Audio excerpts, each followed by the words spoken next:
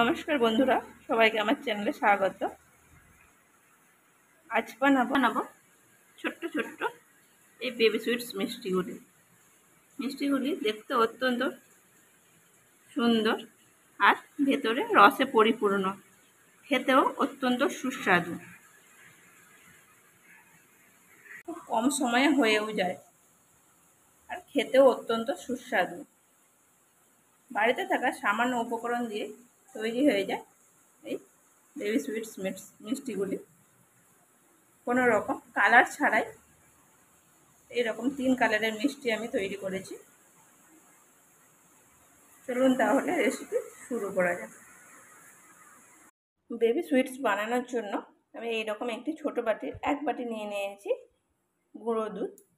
এটি একটি বড় পাত্রে নিয়ে নেব। ওই বাটিরই 1 বাটি নিয়েছি ময়দা, আর ওই বাটির হাফ বাটিরও কম নিয়েছি সুজি। সাথে দিয়ে দেব 2 চামচ ঘি। এখানে আমি ঘি ইউজ করছি, কেউ যদি চায় তাহলে বাটারও ব্যবহার করতে পারেন। আর দিয়ে দেব 1 চামচের 3 ভাগের 1 ভাগ খাবার সোডা। কিছু একসাথে খুব ভালোভাবে মিশিয়ে নিতে হবে। এখানে আপনারা চাইলে ঘিয়ের পরিবর্তে সাদা তেলটাও ব্যবহার করতে পারেন, তবে সেক্ষেত্রে স্বাদ কিন্তু খুব একটা ভালো হবে না। এইভাবে মুঠো করলে এটি দলা হয়ে যাচ্ছে, তার মানে ঘিটা খুব ভালোভাবে মেশানো হয়েছে সব কিছুর সাথে। এবারে অল্প অল্প লিকুইড দুধ দিয়ে আমি একটা ডো তৈরি করে নেব। এই দুধটি আগে থেকে আমি জাল করে ঠান্ডা করে নিয়েছি। এখানে কেউ যদি চায় তাহলে লিকুইড দুধের পরিবর্তে নর্মাল জল দিয়েও ডোটি তৈরি করে নিতে পারেন। প্রথমটা এই ডোটি তৈরি করার সময় একটু চটচটে মনে হবে, মেখে নিয়েছি। এই সময় এই রকম একটু চটচটে ডো তৈরি হয়েছে, এটি কিছুক্ষণ রেস্টে রেখে দেব। কিছুক্ষণ রেস্টে রেখে দিলে যেহেতু গুঁড়ো দুধ আর সুজি দেওয়া আছে, এটি শক্ত হয়ে যাবে। ঢেকে 10 থেকে 15 মিনিট রেস্টে রেখে দেব। যতক্ষণ ডোটি রেস্টে আছে ততক্ষণ আমি চিনি শিরাটা তৈরি করে নেব। গুঁড়ো দুধ, ময়দা আর সুজি নিয়েছিলাম, সেই বাটির 1.5 বাটি দিয়ে দেবো চিনি।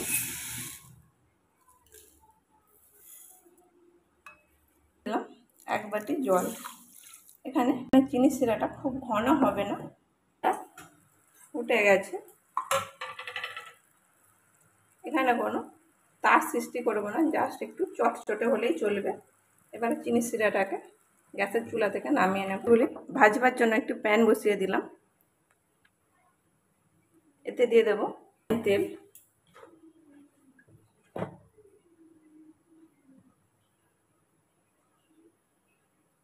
গরম হতে থাক।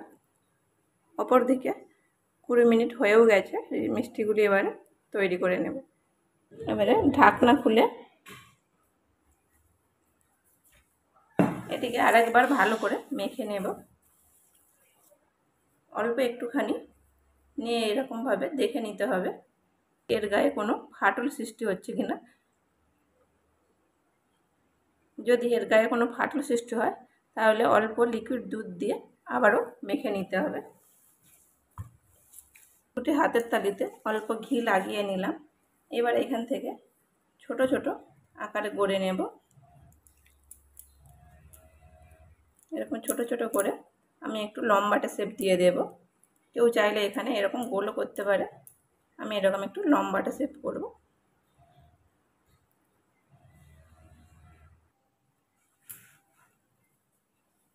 সবগুলি এইভাবে আমি তৈরি করে নিয়েছি। এবারে এগুলি ভেজে নেব। গরম হয়ে গেছে, এবারে গরম তেলের মধ্যে এগুলি দিয়ে দেব।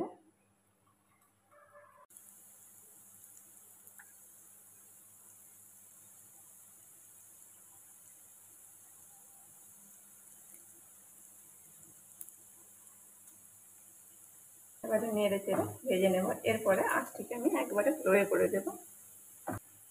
এই সময় আমি কিছু মিষ্টিকে তুলে নেব, কারণ এটি 3 রঙের হবে, সাদা যেটি, আর বেশি লাল করব না।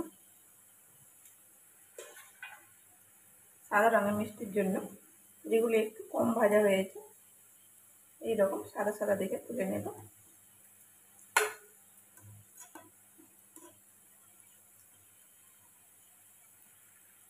এই হালকা লালচে করে ভাজা তুলে নেব, কিছুটা অর্ধেকগুলো তুলে নেব।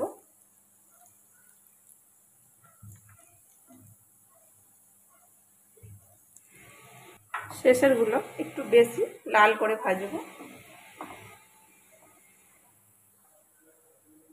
এগুলি ভাজা হয়ে গেছে,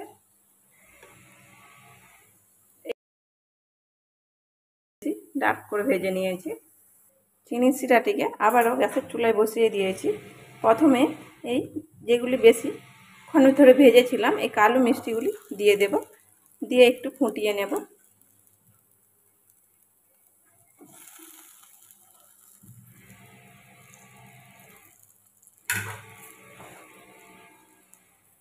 ঢেকে দেব।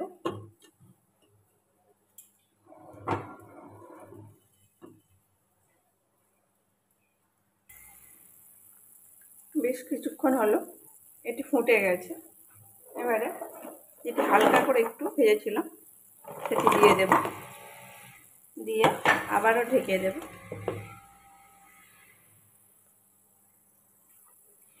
এবার ঢাকনা খুলে সাদা যেগুলি রেখেছিলাম সেগুলো দিয়ে দেব। গ্যাসের চুলাটিকে বন্ধ করে দেব, বন্ধ করে দিয়ে প্রায় 2 ঘন্টার মতো এটিকে রেস্টে রেখে দেব। যত বেশিক্ষণ সময় রেস্টে রাখা হবে ভেতরের রস তত ভালোভাবে ঢুকবে। তবে কমসে কম 2 ঘন্টা রাখতেই হবে।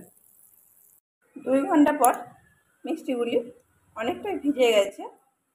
কোড়া থেকে এরকম একটি গর্ত পাত্রে তুলে নিয়েছিলাম, কারণ রসটা তবে একটু গর্ত পাত্রে থাকলে সব মিষ্টিগুলি ভিজে থাকবে, তা না হলে কিছু মিষ্টি রস পাবে আর কিছু মিষ্টি পাবে না। এবার একটি অন্য বাটিতে আমি নিয়ে নেব।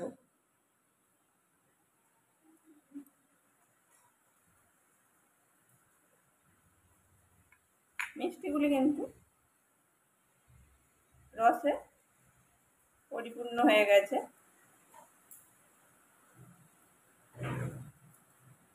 দেখে বুঝতে পারছেন ভেতরটা কতটা রসালো হয়েছে।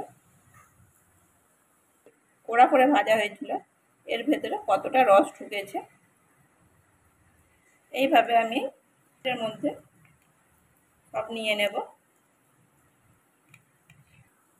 সব মিষ্টিগুলি আমি রস থেকে তুলে নিয়েছি। রেসিপিটা ভালো লাগলে লাইক, শেয়ার, কমেন্ট করবেন ও সাবস্ক্রাইব করে আমাকে সাপোর্ট করবেন। ততক্ষণ আপনাদের মূল্যবান সময় দিয়ে ভিডিওটা দেখার জন্য অনেক ধন্যবাদ।